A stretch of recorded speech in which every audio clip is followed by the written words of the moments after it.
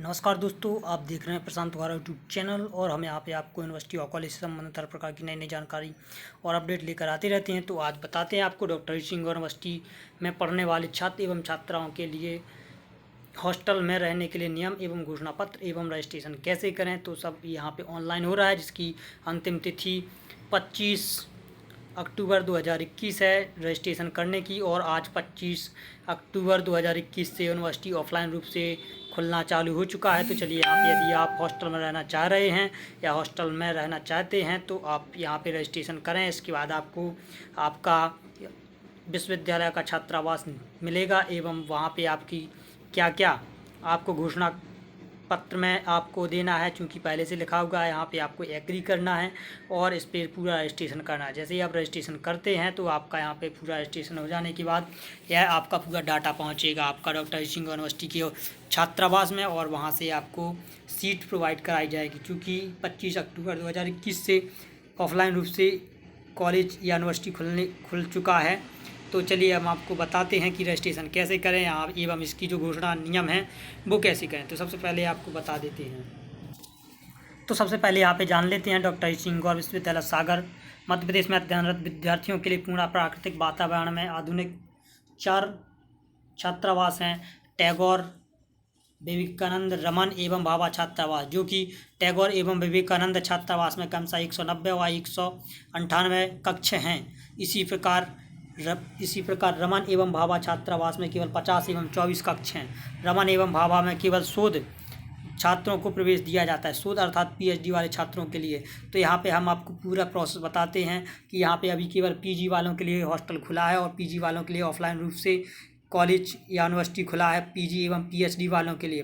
तो यहाँ पे 25 तारीख से ऑफलाइन रूप से क्लासेस स्टार्ट हो चुकी हैं और यहाँ पे चलिए आपको बताते हैं अब कि आप अपना रजिस्ट्रेशन कैसे करेंगे। लेकिन इसके पहले रजिस्ट्रेशन करने के पहले यहाँ पे पूरा घोषणा पत्र जरूर पढ़ लें। हम इसकी लिंक्स आपको अपने वीडियो की डिस्क्रिप्शन बॉक्स में दे देंगे, जरूर वहाँ पर चेक करेंगे। जैसे ही आप यहाँ पर जाते हैं, यहाँ पर आपको क्लिक करना है। जैसे ही आप यहाँ पर नीचे जाते हैं, यहाँ पे आपको अपना नाम डालना है, यहाँ पे आपको अपना नामांकन नंबर डालना है। जैसे मैंने यहाँ पे डाल दिया और यहाँ पे आपको विभाग का नाम डालना है, आप जिस भी डिपार्टमेंट में हैं। जैसे आप एमए हिस्ट्री या जो भी सब्जेक्ट से हैं तो आप वो डालेंगे। जैसे मैं यहाँ पे मास्टर्स ऑफ जर्नलिज्म डालता हूँ। यहाँ पे जैसे ही यहाँ पे क्लिक करूँगा, इसके बाद जैसे ही यहाँ पे लिखा है, मैं घोषणा करता हूँ कि ऊपर दी गई किसी भी पुलिस थाने अथवा अन्य न्यायालय में कोई भी आपराधिक प्रकरण लंबित नहीं है। यदि कोई आपराधिक प्रकरण में ऊपर चलता पाया गया तो छात्रावास में मेरा निष्कासन कर दिया जाए, जिसका जिम्मेदार मैं खुद हूँगा। युवक छात्रावास, तो यहाँ पे मैं सबसे पहले बताना चाहूँगा कि जिस प्रकार से युवक अर्थात बॉयज हॉस्टल के लिए रजिस्ट्रेशन करना है, उसी प्रकार से गर्ल्स का भी अलग से हॉस्टल है, उसके लिए मैं अलग से लिंक प्रोवाइड कराऊंगा उसी में। एवं पीएचडी वालों के लिए अलग से लिंक हैं, सभी के लिए अलग अलग लिंक्स हैं। वहाँ पे आप जाएंगे, जैसे हम वीडियो के डिस्क्रिप्शन बॉक्स में देंगे। और यहाँ पे आपको करना है एग्रीड। तो यहाँ पे जैसे ही आप एग्रीड पे क्लिक करते हैं, एग्रीड पे क्लिक करने के बाद जैसे ही आप नेक्स्ट पे जाते हैं, नेक्स्ट पे जाने के बाद आपको यहाँ पे कुछ इस तरह से इंटरफेस दिखाई देगा। यहाँ पे आपको छात्रावास में प्रवेश के लिए आवेदन, हॉस्टल एडमिशन फॉर्म, यहाँ पे आपको एक देखना है कि फ़ोटो, अंक सूची और जाति प्रमाण पत्र की फाइल साइज 1 MB से अधिक नहीं होना चाहिए, अर्थात 1024 KB से अधिक नहीं होना चाहिए। अपलोड की जाने वाली फाइल्स का नाम रखने का तरीका कुछ इस प्रकार से होना चाहिए। उदाहरण के लिए आपका नाम यदि अतुल है तो आपके फ़ोटो का नाम अतुल फ़ोटो होगा, और यदि जाति आप लगाते हैं तो आपका अतुल, और उसके बाद रहेगा आपका कास्ट सर्टिफिकेट, उसके बाद आपका रहेगा मार्कशीट। तो यहाँ पे आप जैसे ही करेंगे, जैसे आपने लिखा अतुल मार्कशीट, अब यहाँ पे आपको अपना नाम देना है। जैसे कि आप यहाँ पे देख सकते हैं, जैसा आपका अंक सूची में है वैसा बिल्कुल नाम देना है। यहाँ पे आपको डेट ऑफ बर्थ लिखनी है, जैसा कि आप यहाँ पे देख सकते हैं मेरी।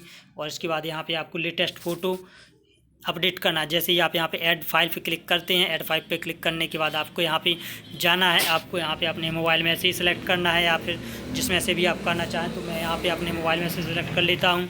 जैसे ही मैंने यहाँ पे अपनी फ़ोटो सेलेक्ट की है 174 KB में, जो कि 1 MB से कम है। तो यहाँ पे जैसे ही अपलोड पे करेंगे क्लिक, तो यहाँ पे अपलोड क्लिक हो जाएगी। जैसे ही यहाँ पे मैंने अपलोड किया, इसके बाद यहाँ पे लिखना है आपका फादर या गार्जियन का नाम। तो यहाँ पे आपको लिखना है अपने पिताजी का नाम। जैसे आप यहाँ पे लिखेंगे, जैसे मैं यहाँ पे लिख देता हूँ,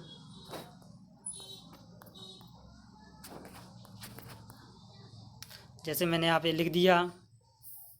इसके बाद अपना मोबाइल नंबर है, मैं यहाँ पे परमानेंट एड्रेस, यहाँ पे परमानेंट एड्रेस लिखेंगे। जैसे मैं यहाँ पे अपना पूरा परमानेंट एड्रेस लिखने वाला हूँ।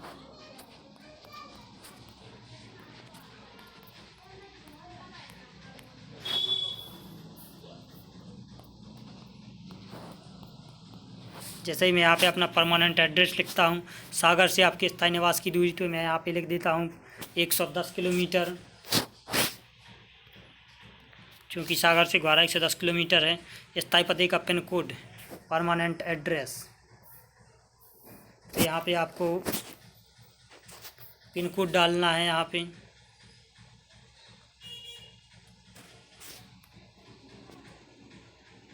तो यहाँ पे आप देखेंगे जैसे मैं यहाँ पे डाल देता हूँ 471313, जैसे ही मैंने यहाँ पे डाला। इसके बाद प्रवेश परीक्षा में प्राप्त अंक, तो यहाँ पे जब आपने एंट्रेंस एग्ज़ाम दिया था उसमें आपके जो भी नंबर आए थे वो लिखना है यहाँ पे।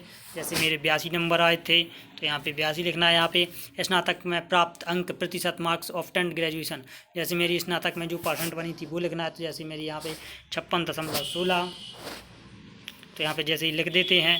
इसके बाद लिखा है स्नातकोत्तर कक्षा के प्रथम सेमेस्टर में प्राप्त कुल अंक, यहाँ पे scored in first semester of post graduation, प्रथम सेमेस्टर में प्राप्त कुल अंक।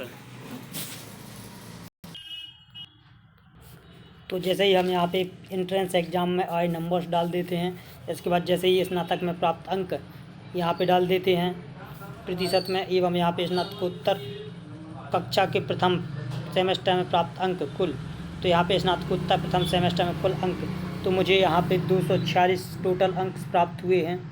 तो यहाँ पे जैसे ही हम यहाँ पे 246 अंक डाल देते हैं। इसके बाद जैसे ही यहाँ पे देखेंगे, इसके जैसे ही नेक्स्ट बढ़ते हैं तो यहाँ पे लिखा है क्या आप पहले या दूसरे सेमेस्टर में किसी भी परीक्षा में वंचित या अनुत्तीर्ण हो गए हैं। तो यहाँ पे चूँकि मैं पास हूँ तो इसलिए यहाँ पे लिखूँगा नो, अर्थात मैं किसी प्रकार से वंचित या अनुत्तीर्ण नहीं हूँ।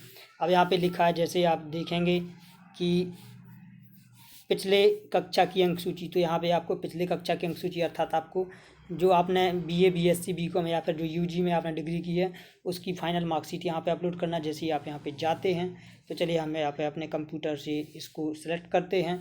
इसके बाद जैसे ही हम यहाँ पे सिलेक्ट करते हैं इस तरह से प्रशांत UG फाइनल मार्कशीट, और इसको अपलोड करते हैं। जैसे ही हम यहाँ पे अपलोड करते हैं तो इस तरह से यह अपलोड हो जाती है। तो इस तरह से जैसे ही अपलोड हो चुकी है, यहाँ पे लिखा है स्थानीय अभिभावक का नाम व पता, तो स्थानीय अभिभावक का नाम एवं पता तो हम यहाँ पे लिख देंगे, अपना जो भी मेरा एड्रेस है वो लिख देंगे।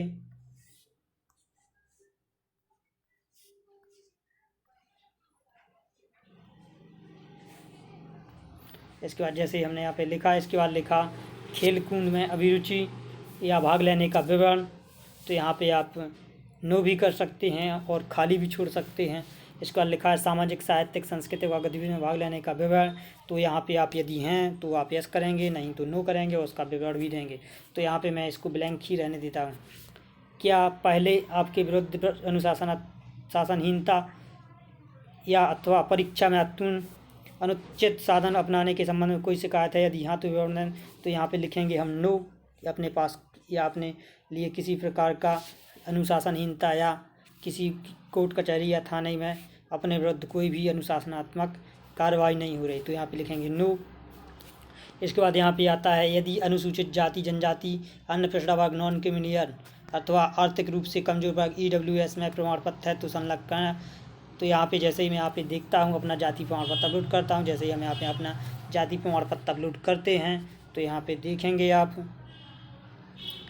अपने लैपटॉप या कंप्यूटर की स्क्रीन में जाएंगे। जैसे ही यहाँ पे जाते हैं इसके बाद इसको ओपन करते हैं, तो जैसे ही हम यहाँ पे अपने फ़ोटो से इसको सिलेक्ट कर लेते हैं। इस पर जैसे ही फ़ोटो पे सिलेक्ट करते हैं, यहाँ पे जैसा लिखा है Prashant Kumar Prajapati SC caste certificate, और इसके बाद SC यहाँ पे अपलोड करते हैं। तो अपलोड करने के बाद यहाँ पे कुछ इस तरह से इंटरफेस दिखाई देगा जैसा कि आपको स्क्रीन पर दिखाई दे रहा है। यहाँ पे जैसे ही मेरा हो चुका है सबमिट, यहाँ पे अब आप सीधा देख लें पहले कि आपने पूरा फॉर्म भर दिया है।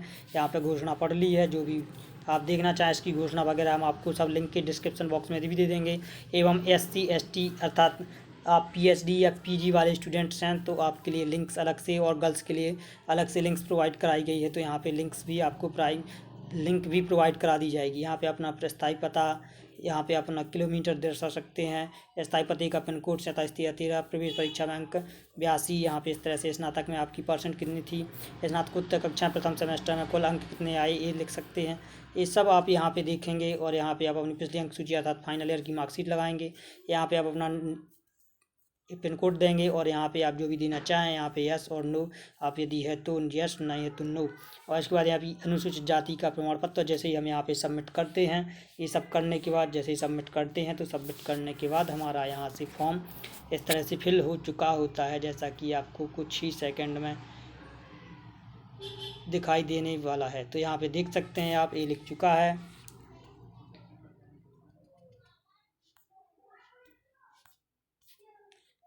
तो जैसा कि आप यहाँ पे देख सकते हैं, your response has been recorded. तो यहाँ पे आपका फॉर्म फिल हो चुका है डॉक्टर हरिसिंगर युवक छात्रावास अर्थात हॉस्टल के लिए। यहाँ पे मैंने अप्लाई कर दिया है। इस तरह से आप भी अपना कर सकते हैं।